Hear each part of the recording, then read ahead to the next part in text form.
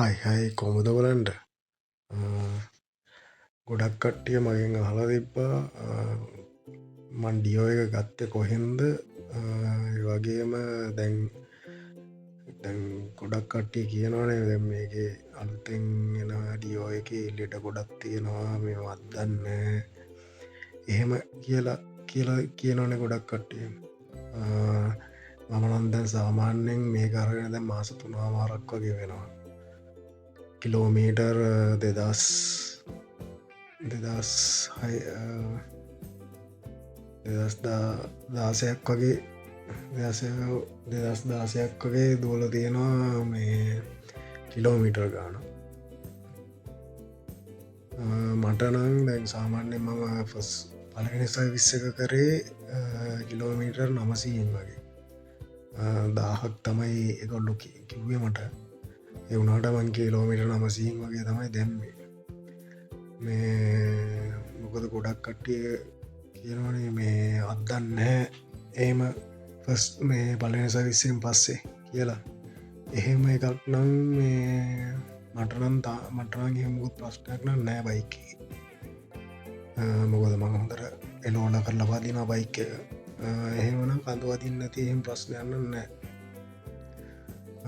අනිත් එක තමයි තව මම බයික් එක ගත්තට පස්සේ කියන්නේ එක බයික් එකක් අරගෙන දෙවෙනි බයික් තව බයික් එකකුත් ගත්තා ඒ බයික් එක ගත්තේ පන්ලිට බයික් එක ගත්තේ ඒක එයා පැදලා තියෙනවා කිලෝමීටර් 5000 ගානක් එයාගේ බයික් එකටවත් එහෙම ඔය කියන තරම් එහෙම මොකුත් ප්‍රශ්නයක් ආවේ නැහැ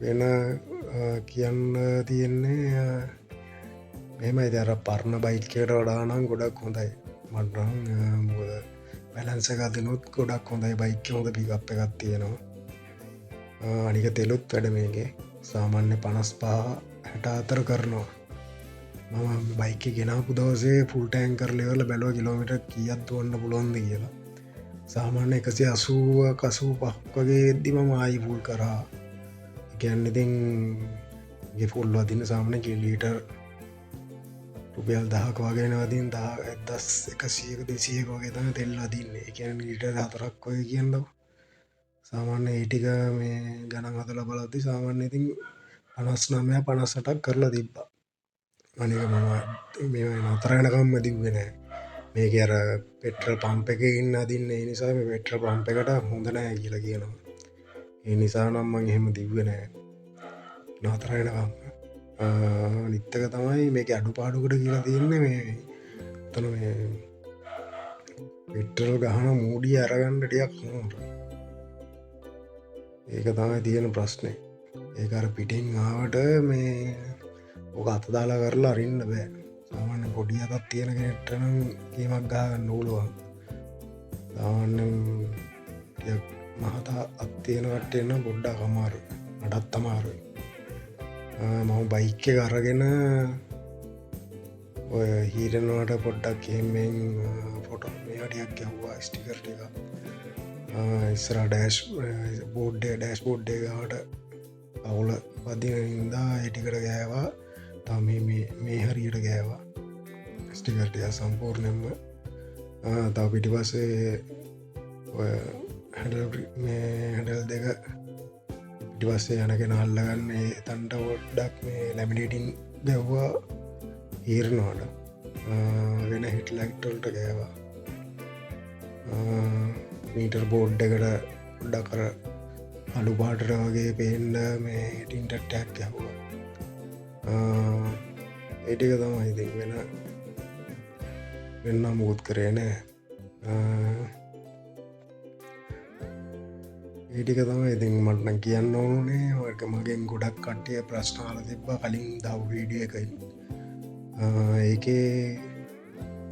ඒකේ ගොඩක් කට්ටිය අහලා තිබ්බා මේ ප්‍රශ්නේ මේ කියන්නේ පළවෙනි සර්විස් එකෙන් පස්සේ බයික් එක අදින්න නැහැ කියන්නේ ඇත්තද කියලා එහෙමනම් මොකුත් මට නම් ආවේ නැහැ මම දැන් කිලෝමීටර් 2100කට කිට් වෙන්න බැදලා තියෙනවානේ එහෙමනම් මොකුත් ප්‍රශ්නයක් ආවේ නැහැ අනිත් බයික් එකකටත් එහෙම මොකුත් ප්‍රශ්නයක් ආවේ නැහැ ඒක ඩිජිටල් මීටර් එකක් මේක ඇනලොග් මීටර් එක මේක මං ගත්තේ 685කට අනිත් එක ගත්තේ 7.35කට. අනිත් එක තමයි ගොඩක් කට්ටිය අහලා තිබ්බ මට මේ මම ගත්ත තැන පොඩ්ඩක් කියන්න කියලා. මේවයි මම ලිස්ට් එකේ නම් මහා ලොකු කාලයක් හිටියේ නෑ. සාමාන්‍ය සති දෙකමාරක් වගේ ඇතුළත මට බයික් එක හම්බුණා.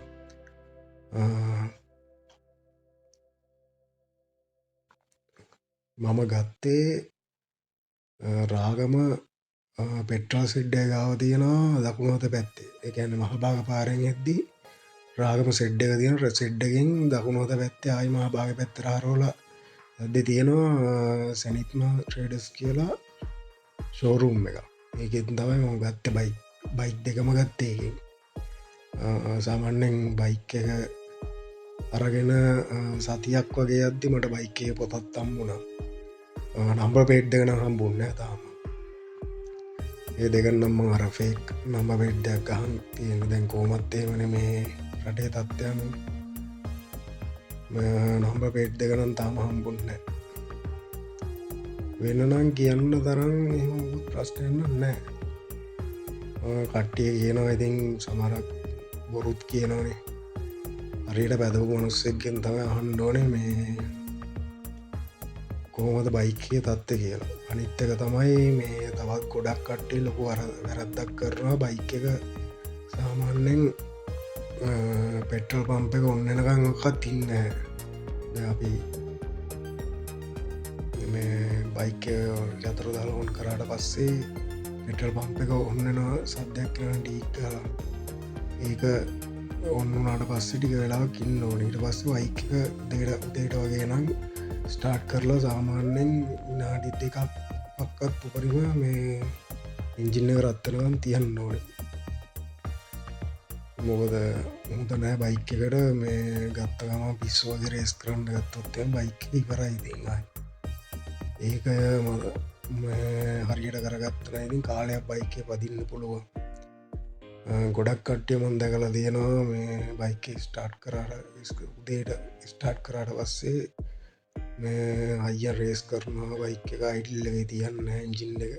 ඒ අයිඩල් එකේ තියන්න කියන්නේ දැන් ඔයගොල්ලෝ බයික් එක උදේට හරයට කොහරි නවත්තුවට පස්සේ එන්ජින් එකේ තියෙන ඔයිල් ටික ඔක්කොම බහිනවා යටට. ඊට පස්සේ බයික් එක ස්ටාර්ට් කරාට පස්සේ එන්ජින් එකේ උඩ ඔයිල් දුවනකන් ඉන්න ඕනේ. ඒක ඉතින් පොඩ්ඩක් සැලකිලිමත් මේ බයික් එක නඩත්තු කරා ඒ විදිහට ස්ටාර්ට් කරලා හරියට මේ බයික් එක බැලුවා නම් එහෙම මොකද ප්‍රශ්න නම් මම හිතන්නේ ඇති වෙන්නේ නැති වෙයි ගොඩක් දුරට. කියන තරම් ලෙඩක් නම් මට මොකුත් ආවේ නැහැ. මට තිබ්බ එකම ප්‍රශ්න තමයි අර සීට් එකේ සීට් එක සෙට් වෙලා තියෙන තැන පොඩ්ඩක් ලූස් ගතිය තියෙනවා. ඒකයි ඔය මේ පෙට්‍රල් ගහන්න එතන පොඩ්ඩක් මේ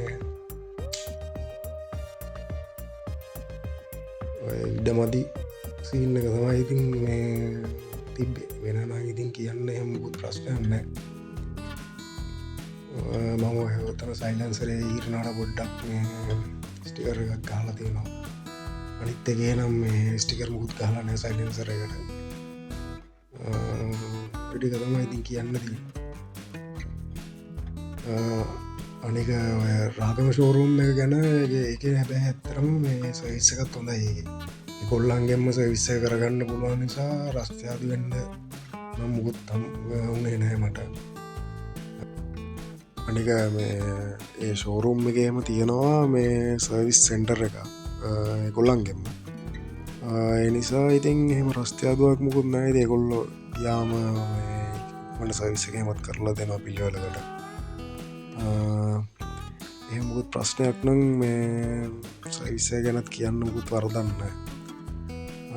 ඔයගොල්ලොත් සාමාන්‍යයෙන් බයික් එකක් ගන්න හිතන් ඉන්නවා හොඳයි. ඉතින් මොකද මේ මමත් බයික් එකක් ගත්තා එතනින්. ඒ නිසා රෙකමන්ඩ් කරන්න පුළුවන්. ඉතින් අවුලක් නැහැ සර්විස් එක ඔයගොල්ලන්ගේ.